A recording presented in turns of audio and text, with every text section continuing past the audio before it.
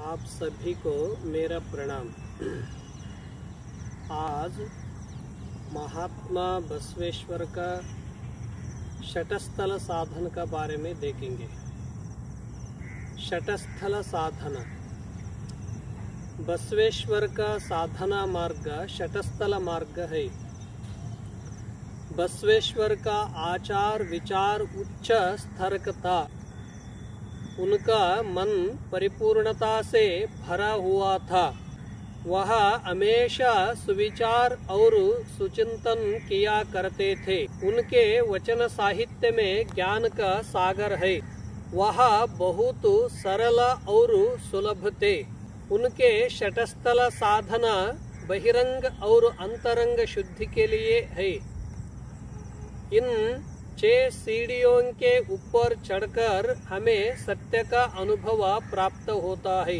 बसवेश्वर के वचन साहित्य पर चलकर कोई भी विश्व मानव हो सकता है। उन्होंने कहा है, भगवान को प्राप्त करने के लिए संसार को छोड़ना जरूरी नहीं है। घर में परिवार के साथ रहकर भी मुक्ति पाई जा सकती है। उन्होंने कहा है कि इस संसार में माया नहीं है, माया हमारे मन में है। देवत्व साधना और भगवान में लीन होने के लिए यह 6 सीढ़ियां है। भक्त स्थल, महेश्वर स्थल, प्रसाद स्थल, प्राणलिंग स्थल और शरण स्थल, ऐक्य स्थल कहते हैं। पहले लक्षण भक्ति स्थल का पहला लक्षण है। भक्तों के पास में आस्तिक्य भाव होना चाहिए। सभी साधनों का मूल भक्ति है। सभी धर्मों में कहा गया है, भक्ति सर्वश्रेष्ठ है। भक्ति से शरीर, मन और बुद्धि की शुद्धि होती है। भगवत यात्रा की शुरुआत भक्ति से होती है। भीतर के विकास के लिए भक्ति बहुत जरूरी है।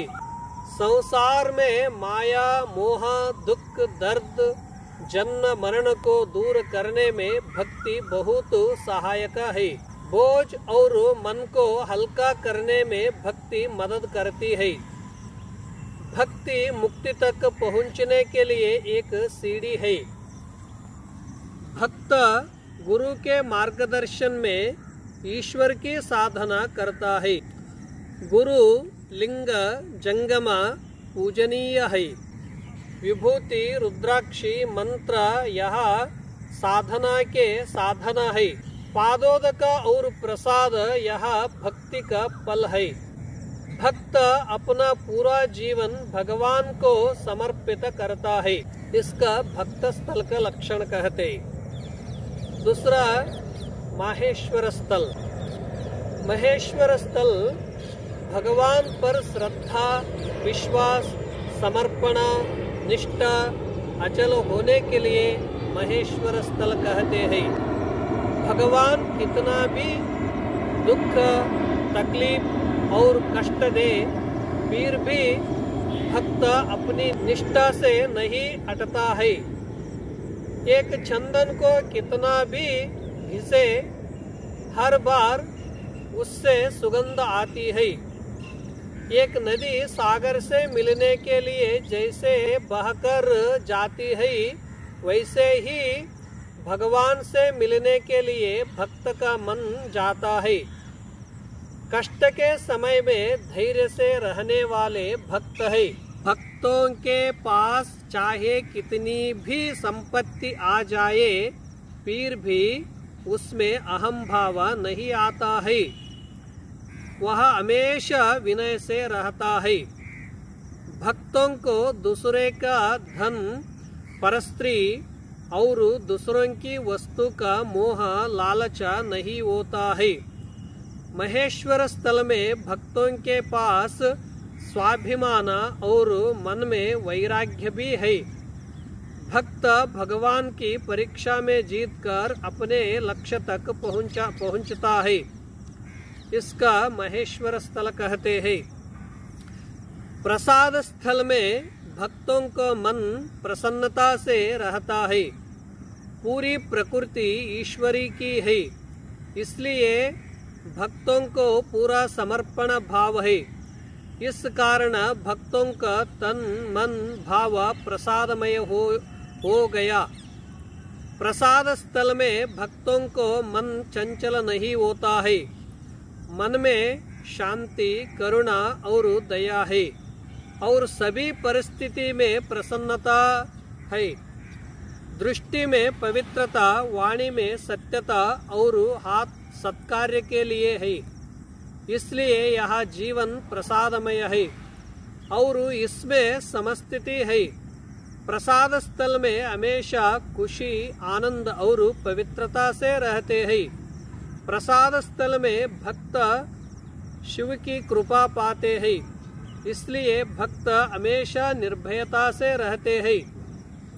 इस स्थल में भक्तों को अनेक प्रकार के आध्यात्मिक अनुभव मिलते हैं। जैसे भोजन में करेला, केला, अमृत, इमली, सभी प्रकार के फल, सब्जियां, खट्टे, मीठे, तीखे और कड़वे सभी को भक्त प्रसाद समझकर खाते हैं।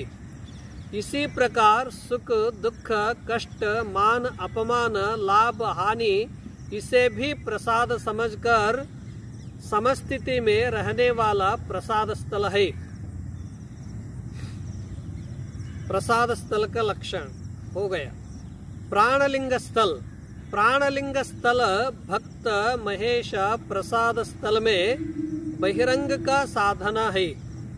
इसमें बहिरंग शुद्धि होती है। प्राणलिंग स्थल में अंतरंग का साधना है। शरीर में प्रधान शक्ति प्राण है। सभी शक्तियां प्राण के सहारे चलती है। बहिरंग साधन में वह इष्टलिंग को देखकर साधना करते हैं और अंतरंग साधन में वह आत्मा को देखकर साधना करता है। भक्त भगवान से भिन्न नहीं है, वह अभिन्न है। हमारे भीतर एक दिव्य शक्ति है। यह दिव्य शक्ति हमारे विकास का एक साधना है। प्राणायाम के द्वारा भी हमारी अंतरंग शुद्धि होती है। इसलिए पूरक, कुंभक, रेचक करते हैं। इस प्रकार साधन करने से अंतरंग की शुद्धि होती है। हमारी बाहर की इंद्रियों को बंद करके अंदर की इंद्रियों को जागृत कर ध्यान के द्वारा शक्तियां जागृत होती है। ध्यान और साधन से सूक्ष्म शक्ति का दर्शन होता है। प्राण शक्ति सभी स्थानों में है, इसलिए सर्वम प्राणमयम कहा जाता है। अगले स्थल शरण स्थल।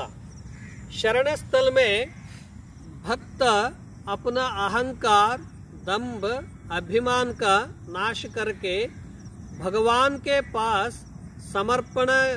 समर्पण के भाव से रहते हैं।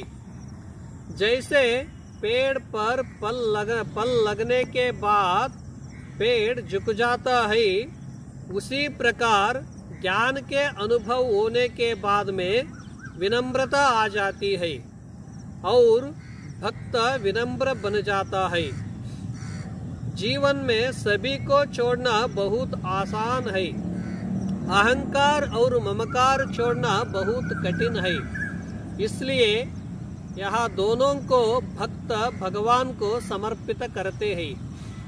भीतर अहंकार के रहने से ज्ञान नष्ट हो जाता है और मान, सम्मान, कीर्ति धीरे धीरे चली जाती है।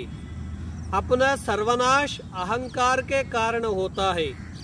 जैसे मंदिर में जाने के लिए द्वार के पास झुकना पड़ता है, उसी प्रकार ज्ञान प्राप्ति के लिए अहंकार का त्याग करना पड़ता है। अहंकार से मुक्ति की प्राप्ति नहीं होती है। यह अंतरंग के संघर्ष का साधना है।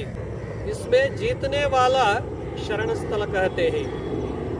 इसे अहंकार से नहीं, इसे भगवान का अनुग्रह से ही जीता जा सकता है। इसका शरण स्थल कहते हैं। अगले साधन ऐक्य स्थल। परमात्मा में जीव के मिलने को ऐक्य स्थल कहते हैं। इष्टलिंग, प्रसादलिंग, प्राणलिंग, महालिंग, भावलिंग, महालिंग पूरे विश्व में, महालिंग पूरे विश्व में है। इसी में एकता होती है।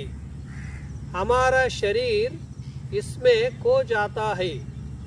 इसमें भेदभाव नहीं है, अभेदता है, अखंडता है। इसमें नाम रूप और जगत का भेद नहीं है। इसमें दिव्य अनुभूति होती है। इसको ऐक्य स्थल कहते हैं। अंग लिंग सामरस्य, जीव शिव सामरस्य है।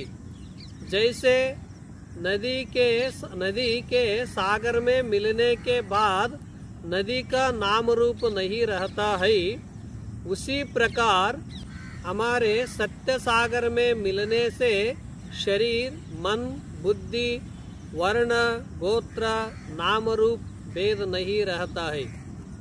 इसका ऐक्य स्थल कहते हैं। इस प्रकार 6 सीढ़ी चढ़कर एक नया अनुभव पाने के लिए महात्मा बसवेश्वर ने इस प्रकार साधना मार्ग कहा। साधन से सिद्धि प्राप्ति होता है। सभी को बधाई हो।